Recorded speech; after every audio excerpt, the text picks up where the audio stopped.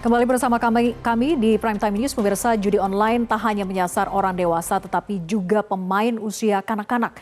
Namun upaya melibas judi online tidaklah mudah sebab faktanya bandar judi online begitu licin menyiasati transaksi hingga sulit untuk dilakukan pelacakan. Kita ke informasi yang pertama, pemirsa.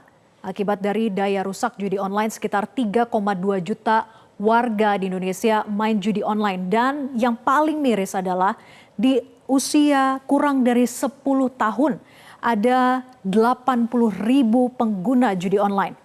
Kemudian diikuti usia 10 hingga 20 tahun ada 440.000 pengguna, 21 hingga 30 tahun 520.000 pengguna, kemudian 31 hingga 50 tahun di 1,64 juta.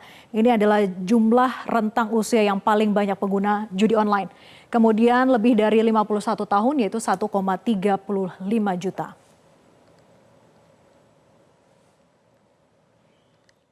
Dan kita lihat ke data grafis selanjutnya, pemirsa. Dan di mana uang judi online ini lari ke 20 negara.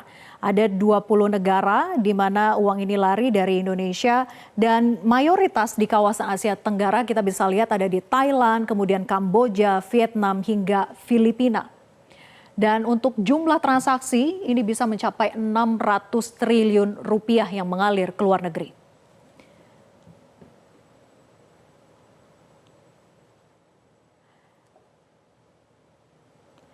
Dan pemirsa, kita simak pernyataan berikut ini. Nah, terkait penegakan hukum tentu kami ingatkan gitu ya bahwa jika anak menjadi pelaku, kita miliki Undang-Undang 11 tahun 2012 tentang sistem peradilan pidana anak ya. Saya kira pendekatan ini harus dilakukan sehingga anak-anak yang katakanlah dalam operasi nanti ke depan banyak anak-anak yang usia katakan 12 tahun ke atas banyak terlibat. Tentu pendekatan sistem peradilan pidana anak harus dilakukan dan hak-haknya tetap diperhatikan gitu ya, baik soal pendidikan, soal identitas, kemudian didampingi oleh kuasa hukum, didampingi oleh keluarga. Saya kira ini harus menjadi. Pemirsa, modus judi online makin susah untuk dilakukan pelacakan. Mengapa? Dikarenakan ada 3 hal, pemirsa. Yang pertama, kita lihat data grafisnya yaitu pelaku judi online ini menyasar ke desa-desa yaitu kepada para kaum miskin. Jadi mereka data identitas pribadinya digunakan untuk melakukan pembukaan akun rekening baru. Sehingga sulit untuk dilakukan pelacakan siapa sebetulnya pengguna dari judi online tersebut. Kemudian jual beli rekening bank didasarkan atas identitas tadi, kemudian beli pulsa ataupun juga top up di minimarket. Nah, ini yang paling sulit untuk dilacak karena menggunakan pulsa bukan melalui akun rekening bank yang bisa diketahui transaksi uang masuk maupun keluarnya. Dan selain itu upaya Satgas untuk bisa memberantas judi online. Kita ketahui bahwa Satuan Tugas Pemberantasan Judi Online sudah dibentuk oleh pemerintah. Lalu upaya yang mereka lakukan adalah membekukan rekening pemain judi online, kemudian menindak jual beli rekening yang terjadi, dan juga menindak transaksi game online via top up di minimarket. Dan pemirsa, kita harapkan bahwa judi online ini bisa benar-benar diberantas oleh Satuan Tugas Pemberantasan Judi Online yang sudah dibentuk oleh pemerintah. Dan kita akan ke informasi dampak dari judi online kembali menelan korban. Seorang pria di Kota Semarang nekat mengakhiri hidupnya dengan bunuh diri akibat frustasi gara-gara terlilit utang akibat judi online. Saking geramnya dengan judi online yang kian meresahkan, Wakil Presiden Ma'ruf Amin mengusulkan agar penerima bansos yang kedapatan menggunakan bantuan untuk berjudi maka harus dicabut dari daftar penerima bantuan.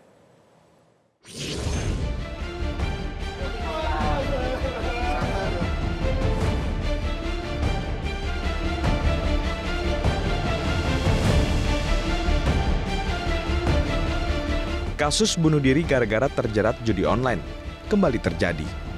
Seorang pria yang sehari-hari berprofesi sebagai driver ojek online nekat mengakhiri hidup di rumahnya di Kelurahan Tanjung Mas, Semarang, Jawa Tengah. Pria berinisial SR ini bunuh diri lantaran harta bendanya ludes akibat terjerat judi online. Kapolsek Semarang Utara Kompol Suprianto mengatakan Korban ditemukan pertama kali oleh istrinya yang pulang ke rumah usai menerima pesan singkat dari korban sebelum bunuh diri. Di dekat korban tergantung, ditemukan secari kertas bertuliskan, rumah akan disita jika tidak melunasi hutang sebesar 15 juta rupiah. Info dari istri setiap malam memang sering main HP dan mungkin didapati juga info dari istri seperti itu. Dan dari kita juga nanti akan mendalami hal tersebut. Demikian, Pak. Kalau dari tubuh korban ditemukan surat itu apa, Nan? Untuk surat itu terkait masalah pinjaman ataupun penggadean rumah yang harus diselesaikan. Tak hanya kasus bunuh diri, jerat judi online juga terus menjadi pemicu keluarga menjadi berantakan. Itu setidaknya terkonfirmasi dari tingginya kasus perceraian yang masuk di Pengadilan Agama Kabupaten Cianjur, Jawa Barat. Sejak Januari hingga Mei 2024, tercatat ada 2.700 perkara cerai. 70% diantaranya merupakan cerai gugat oleh istri lantaran sang suami kecanduan judi online. Dan di Cianjur ini ada sekarang ini sampai 2.700 perkara yang sampai bulan ini Mei ya. Dan tetapi yang kebanyakan perempuan yang ngajukan, hampir 70% lah cerai gugat namanya, di mana seorang istri mengajukan cerai terhadap suaminya dan sisanya itu sekitar 30%-an suami yang mencarikan istrinya atau cari talak istilahnya. Ibarat penyakit komplikasi dan lingkaran setan, judi online harus segera diberantas. Wakil Presiden Ma'ruf Amin bahkan mengancam bakal mencabut penerima bansos yang kedapatan menggunakan bantuan untuk berjudi. Begini, bansos itu untuk orang miskin ya. Jadi jangan bilang ini judi karena ini. Pokoknya orang miskin aja. Kategorinya miskin yang diverifikasi memang dia miskin, pantas mendapatkan bansos. Dan itu terus diupdate tiap tahun. Tapi kalau misalnya justru sebaliknya, kalau ada penerima bansos digunakan untuk judi online atau judi lain-lain, cabut saja. Ya. Kalau penerima bansos, bansosnya digunakan untuk berjudi, ya itu dicabut. Itu usul saya. Ya. Supaya jangan sampai dia ada orang-orang nanti menggunakan bansos pakai berjudi. Judi online bak mati 1 tumbuh 1000. Selalu bermunculan di internet meski upaya pemberantasan terus berjalan. Semoga saja perang yang digaungkan Satgas Pemberantasan Judi Online mampu memutus rantai judi online dan dapat memberi efek jera bagi para pelaku dan bandar-bandar besar. Tim Liputan, Metro TV. Pemirsa, judi online semakin meresahkan. Penyakit sosial itu kian masif dan menyasar berbagai kalangan serta rentang usia. Mirisnya berdasarkan data Menko Polhukam sekaligus Ketua Satgas Pemberantasan Judi Online Hadi Cahyanto, 11% atau 440.000 pemain judi online di kisaran usia 10 hingga 20 tahun. Bahkan ada 80.000 pemain yang usianya di bawah 10 tahun. Lantas bagaimana memutus rantai penyakit judi online ini? Sudah bersama kami pemuka agama Ustadz Dasat Latif dan konsultan keuangan sekaligus mantan pemain judi online Roy Shakti. Selamat malam dan Assalamualaikum Ustadz Dasat dan juga Bang Roy. Waalaikumsalam warahmatullahi wabarakatuh. Selamat malam. Baik, saya ke Bang Roy dulu. Bang Roy, dulu sebagai pengguna judi online dan telah berhenti, bisa diceritakan sejak kapan mengenal judi online itu dan apa yang membuat Anda saat itu tertarik menggunakan judi online ini? Jadi kalau saya judi online tuh udah lama ya, dari tahun 2010 gue ngomong ya. Itu judinya itu masih websitenya satu persatu, nggak seperti sekarang ini. Wah, awalnya juga masih enak ya, pasti iseng-iseng di rumah kayak mainan game, kemudian ternyata bisa menghasilkan uang ya.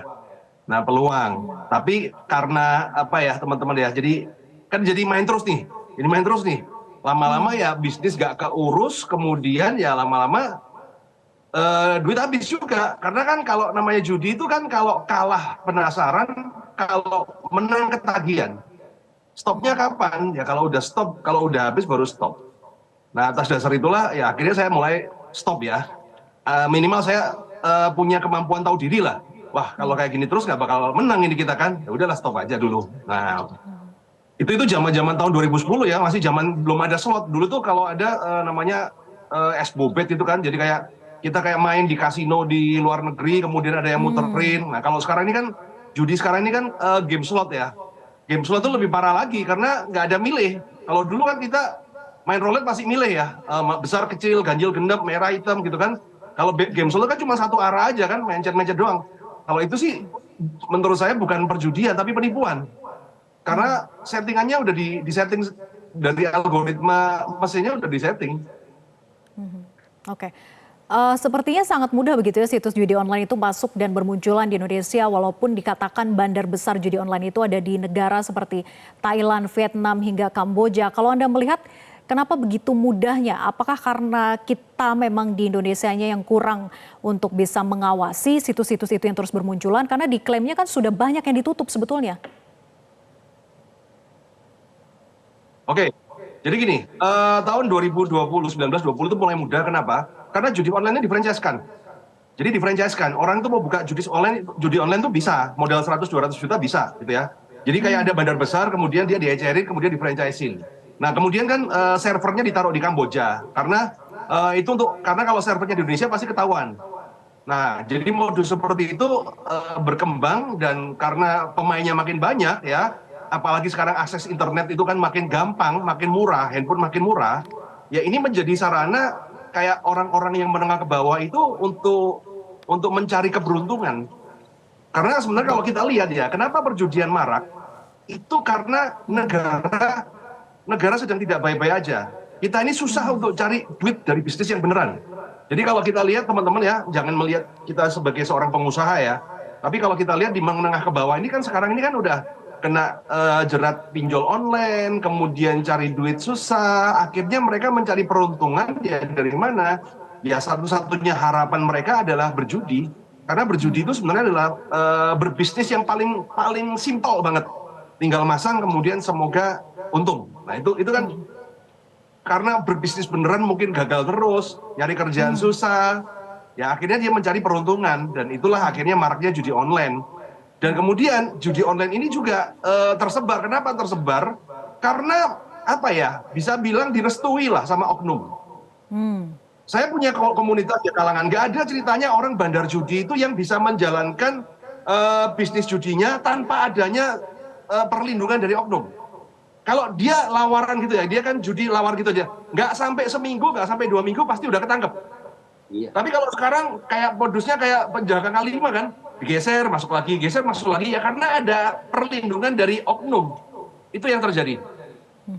Oke, saya ke Ustadz Dasat. Ustadz, gara-gara judi online kasus KDRT sampai dengan perceraian itu meningkat.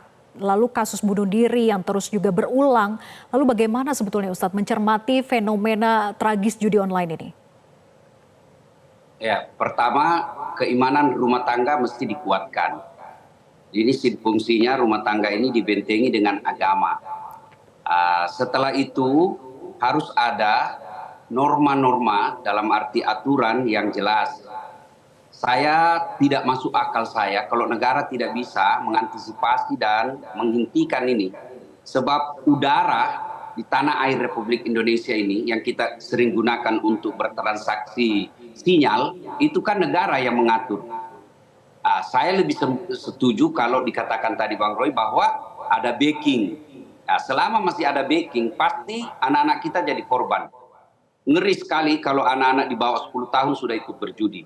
Padahal dalam agama itu sudah jelas. Kalau agama Al-Quran sudah jelas, dalam surah Al-Ma'idah ayat 90 Allah jelaskan, innamal khamru wal maisir rijsun min amalis syaitan fajtanibuhu la'allakum tuflihun. Itu jelas. Sesungguhnya hamar ini digandengkan dengan judi. Sudah itu dikatakan haram min amal rijsun itu kalau bahasa Indonesianya bapak moyangnya dosa. Sudah itu ditambah lagi min amalis syaitan, perbuatan syaitan, jauhi agar kamu termasuk orang-orang yang beruntung. Nah kalau mau beruntung soal judi, satu aja, Rumusnya satu. Dengar ini para penjudi. Rumus menang judi hanya satu, berhenti. Selama masih judi pasti kalah. Nah, karenanya judi itu didudukkan dalam Quran dengan khamar, minuman keras. Kenapa? Karena identik khamar itu memabukkan. Ya, judi itu memabukkan, sehingga karena dia memabukkan, efeknya apa? Satu, menjadi orang pembohong. Berapa banyak suami yang bohong kepada istrinya, bohong kepada anaknya karena judi. Dan pada akhirnya ketahuan, tidak sedikit yang kalap anaknya, kalap istrinya, sehingga dia bunuh. Itu kejadian ada di Berau. Kemudian seperti anggota polisi, juga yang kalap istrinya karena selalu judi suaminya, berakibat pada pembunuhan. Dia karena tadi ini pembohong, dia suka bohong. Yang kedua, judi itu membuat orang putus silaturahmi. Ya, karena pinjam, akhirnya menjadi putus silaturahmi. Jengkel orang yang dipinjami duit. Kemudian yang ketiga, judi ini membatasi kaki. Ya, membatasi silaturahmi. Karena misal, ya, saya sudah berutang kepada si A, saya mau ke warung kopi, ada si A di situ. Maka saya tidak akan jadi ke warung A, karena apa? Ada si pengutang, ada utang saya di situ. Jadi kaki kita menjadi terbatas. Pada intinya, judi ini bapak moyangnya dosa. Maka negara harus hadir untuk melindungi segenap bangsa Indonesia. Caranya, kan ada servernya kita sudah tahu. Saya ini bukan ahli IT. Tapi secara sederhana kita bisa katakan, masa sih kok pemerintah tidak bisa? Kita masih ingat dulu waktu dulu itu WhatsApp bisa di take down sehingga seluruh Indonesia tidak bisa berkomunikasi. Masa hal seperti ini tidak bisa dikontrol? Kecuali, ya kita sangkaan ini saja, prasangka, sakwasangka saja, kecuali ada yang melindungi. Dan saya bisa yakin juga sih ada yang melindungi. Kenapa? Judi ini duitnya banyak yang beredar. Banyak sekali yang beredar, sehingga orang-orang yang terlibat bandar judi itu, ya mereka yang punya banyak duit. Dan orang bilang selama kantong petugas masih menghadap ke atas, sangat sulit untuk menghindari sogokan. Nah, solusinya negara harus tegas, rumah tangga harus dilindungi. Kemudian politisi, jangan terlalu sibuk urus pilkada, jangan terlalu sibuk dengan pilpres, jangan terlalu sibuk dengan pilcaleg. Lupa masa depan bangsa kita. Anak-anak kita ini yang anak SD, SMP, SMA yang sudah terlibat judi, sudah rusak moralnya. Kalau moralnya sudah rusak, dia akan menjadi pejabat. Pejabat yang rusak moral, lambat laun negara kita akan hancur. Maka seluruh elemen bangsa, saya sebagai pendakwah tentu hanya bisa koar-koar di mimbar. Tapi koar-koar di mimbar tidak cukup. Maka diperlukan ketegasan. Itulah sebabnya Nabi katakan, kalau kau melihat kebatilan, yang pertama dulu Nabi katakan, cegahlah dengan tanganmu. Tangan ini simbol kekuasaan. Nah, siapa yang punya kekuasaan? Tentu negara. Dalam hal ini polisi dan Ustadz, itu penegak juga yang hukum ingin lainnya. saya tanyakan Yang nanti kedua, untuk mendalami Ustadz, bahwa apakah imbas akibat belum adanya hukuman yang berat dan memberikan efek jera kepada para pengguna judi online ini sehingga belum bisa juga untuk diberantas. Tapi nanti dijawab usai jeda, tetap bersama kami di Prime Time News. Kita lanjutkan perbincangan, saya kembali ke Ustadz Dasat. Ustadz, tingginya masyarakat yang terjerat judi online, apakah ini sebetulnya imbas akibat belum adanya hukuman yang berat dan memberikan efek jera kepada para pengguna judi online itu? Ya, saya kira kalau itu diterapkan secara tegas itu hukum dan berat, pasti. Karena setahu saya tidak tahu hukum positif ya. Kalau hukum Islam, salah satu tujuan dihadirkannya hukum itu adalah untuk menimbulkan efek jera.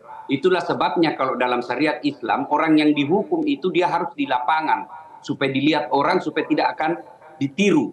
Nah, coba kalau misalnya pelaku judi ini, ada yang langsung dihukum mati atau dipotong tangannya, tidak usahlah dihukum mati, tidak usahlah. Dikasih hukuman 20 tahun, dia akan mikir. Tapi ini kan paling dihukum 6 bulan, 1 tahun, lepas lagi. Itu yang dikatakan Bang Roy tadi, seperti gerobak, usir, datang lagi, usir, datang lagi. Nah, pecandu-pecandu ini, mohon maaf, bandar-bandar narkoba ini menyasar Indonesia. Kenapa? Penduduknya banyak. Yang kedua, miskinnya orang banyak. Dan hampir dipastikan penjudi itu umumnya yang mayoritas orang miskin. Pengangguran dan sebagainya. Mimpi-mimpi mau mimpi dapat duit banyak, tidak mau kerja. Kemudian yang ketiga, hukumannya ringan. Yang keempat, ada oknum yang terlibat. Sehingga kasus-kasus judi ini marak di Indonesia.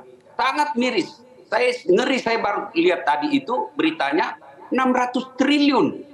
Untuk bangun IKN saja tidak seperti itu. Nah, kenapa negara abai? Kita berharap, saya sebagai pendakwa, di teman-teman mubalik dalam organisasi-organisasi mubalik saya, kemudian di grup-grup bahasa para pendakwa, saya galakkan, ayo, ini sudah penyakit masyarakat parah. Mari, tidak boleh kita masa bodoh. Ini akan berdampak kepada masa depan bangsa kita. Kalau anak-anak muda kita yang seperti kita lihat tadi, sudah 80.000 jiwa anak di bawah umur sudah terlibat judi, itu yang akan menentukan 20-30 tahun Indonesia akan datang. Kalau mereka akan menjadi pejabat, menjadi lemah jiwa dan mentalnya, bagaimana negara kita akan berjaya bersaing? Di mana kita remehkan seperti Laos dulu kita anggap remeh, Thailand dulu kita anggap remeh. Ternyata sekarang kita ngimpor beras dari mereka. Kenapa? Karena mereka siap untuk membangun negaranya. Sementara kita punya sumber daya alam banyak, sumber daya manusianya banyak, tapi kita abai mendidik dan menyelamatkan anak-anak generasi muda kita, maka kita akan ketinggalan. Dan itu contoh konkret bisa kita lihat gimana Jepang dengan Sony-nya mampu dikalahkan oleh Korea dengan Samsung-nya karena generasi mudanya yang kurang. Indonesia banyak kita guna generasi muda, tapi sangat disayangkan kebijakan-kebijakan pemerintah abai dalam menyelamatkan generasi bangsa. Nah, mudah-mudahan seluruh elemen bangsa, terutamanya nanti pemerintahan baru, saya berharap dan berpositif bersangka baik, mudah-mudahan pemerintahan yang akan datang setelah pelantikan ini nanti akan ada konsentrasi khusus, perhatian khusus, ketegasan khusus untuk memberantas judi online ini. Ini bukan perkara kecil, ini tidak boleh anggap remeh karena berkaitan dengan ekonomi bangsa kita dan berkaitan dengan masa depan anak-anak remaja. Nah, saya kembali ke Bang Roy. Bang Roy, banyak yang mengatakan tidak bisa lepas dari menggunakan judi online karena seperti kecanduan begitu. Apakah itu juga yang dulu Bang Roy alami, pernah mengalami kecanduan untuk bermain judi online seperti tidak bisa berhenti? Dan berapa dulu kerugian yang pernah dialami sih Bang Roy? Wah, sampai ratusan juta ya saya ya. Jadi memang kalau kita berbicara judi kecanduan tuh ya benar. Apalagi kan kalau judinya tinggal buka handphone ya. Walaupun kalau saya sekarang sebagai orang kaya, saya juga sekarang masih berjudi, tapi judi saya itu ke kasino. Jadi ke Malaysia, ke Singapura, yang legal. Jadi kalau enggak, ya enggak gitu loh. Tapi kan kalau kita judi online itu kan iseng-iseng buka handphone, siapa tahu beruntung, iseng-iseng. Karena entry levelnya itu yang gampang, akhirnya kan membuat orang kecanduan. Kalau udah kecanduan, panas, emosinya meningkat, IQ-nya turun, akhirnya semua digadekan. Nah, yang Anda harus pahamin adalah ketika kita berjudi di judi-judi online itu bukan judi, itu penipuan teman-teman ya. Kenapa? Karena algoritmanya udah diatur. Anda tuh melawan mesin tuh udah ngasih tahu bahwa setiap 10 kekalahan baru dikasih 1 kemenangan. Berarti kan kemungkinan menangnya cuma 10%. Cuman kadang-kadang naluri manusia ini masih mengharapkan menjadi orang yang 10%. Padahal 90% loss. Nah, lucunya lagi kemudian masih diharapkan lagi. Nah, kemudian ada juga kan biasanya ada agen-agennya, ada bandar-bandarnya. Jadi ada kayak agen-agennya yang ngechat. Ayo bang, saya kasih ini bagus ya bang. Ini saya kasih bocoran apa segala. Jadi ada tukang kipasnya ada. Dan itu adalah orang-orang Indonesia yang bekerja di Thailand. Ya, saya ambil contoh Medan. Ya, Medan itu sekarang populasi anak mudanya berkurang drastis. Kenapa? Karena mereka kebanyakan ke Thailand, ke Kamboja, ke Poi Pet ya. Mereka di sana itu ada kampung yang isinya orang Medan semua. Itu semua kerjanya apa? Jadi admin judi online. Jadi benar-benar kalau kita lihat di Medan ya, anak umur 15 sampai 20 itu jauh berkurang. Sepi gitu kan. Mereka pada larinya ke Kamboja semua. Dan disitulah ya mereka digunakan sebagai admin, kemudian itu kan tukang kipas-kipas. Jadi berlagak sebagai kayak orang dalam, kemudian dikasih trik, dikasih peluang, nanti algoritmanya dibukain, dan lucunya masyarakat itu percaya dengan seperti itu, hal-hal seperti itu percaya. Nah ini yang terjadi. Sebenarnya kalau kita berbicara mengatasi judi online itu gampang. Ngatasi judi itu sama kayak ngatasin narkoba, ya. Sekarang simpel aja. Emang ada selebgram yang promo narkoba? Kan nggak ada kan? Nah tapi selebgram promo judi banyak. Nah kenapa nggak aturannya disamain antara narkoba dan judi gitu? Narkoba itu kan kenapa orang itu tetap ada ya, narkoba tetap ada, judi tetap ada. Tapi kan narkoba itu lebih tertekan daripada judi. Kenapa? Karena kan kita pakai narkoba takut nih, artis kena narkoba, dieksploitasi, ya. Dan ada banyak cepu gitu kan. Tapi di judi itu kan nggak ada gitu loh. Harusnya sebenarnya kalau mau memberantas judi itu gampang kok. Bikin aja satu hotline cepu ya kan, melaporkan nomor rekening ini untuk perjudian. Oke, Ya, nanti Bang Roy, ada kalau ributnya. Satgas mengatakan ingin memerangi judi online dengan cara membekukan rekening para akun pengguna judi online, itu menurut Anda akan efektif tidak? Termasuk juga yang dikatakan adalah untuk menutup rekeningnya, menutup situs-situsnya, yang selama ini juga buktinya bermunculan lagi situs-situs baru. Ya rekening satu ditutup, 10 bikin baru dia. Ada orang ya, jadi kalau di judi itu ada orang yang memperkerjakan, jadi ada agen-agen yang memperkerjakan, dia berkeliling ke desa-desa untuk cari orang-orang desa untuk buka rekening. Rekening itu dijual. Ya, dan itu masif. Itu ada khusus tenaga khusus tuh, bergerilya ke dusun-dusun itu untuk nyari KTP, kemudian dibuatin rekening, ya. Jadi rekening ditutup ya ditutup, tapi kemudian jalan lagi. Nah, ini yang terjadi teman-teman ya. Dan kemudian yang miris adalah bagaimana kok bisa polisi yang harusnya melindungi kita malah terjerat judi online. Bagaimana tentara yang itu menjadi garda ujung bangsa malah terjerat judi. Ini kan lucu. Ini kan seperti kayak apa ya? Kayak nampar diri sendiri ya. Nah, kembali lagi. Kenapa judi ini bisa beroperasional? Karena adanya backingan seperti yang Ustadz bilang ya. This is real ya. Saya juga punya teman-teman yang bandar-bandar judi itu, saya juga ada komunitas itu. Dan saya tidak bisa menyalahkan mereka karena mereka itu berjalan karena ada restu. Nggak mungkin mereka itu nggak ada restu dari oknum, itu nggak mungkin. Kalau nggak ada restu ya, seminggu, 2 minggu, pasti cyber itu langsung nangkep, jebret, habis. Jadi kalau Anda lihat itu ya, kalau Anda lihat yang di ketangkep itu ya, yang mungkin setorannya kurang, ya, ataupun yang nggak ada restu. Tapi kalau yang ada restu itu jalan terus, Pak. Jalan terus. Dulu Sambo kelihatannya stop, buktinya ya cuma ganti aja. Ganti manajemen aja. Iya. Kita nantikan bersama komitmen Satgas untuk berantas judi online sampai ke akarnya begitu ya, tidak tebang pilih hanya sampai pada permukaannya saja para penggunanya, tapi juga sampai kepada bandar besarnya. Dan kita nantikan juga kolaborasi antara pemuka agama dan juga pemerintah untuk tegak dalam menerapkan aturan bagi mereka para pengguna judi online maupun bandarnya.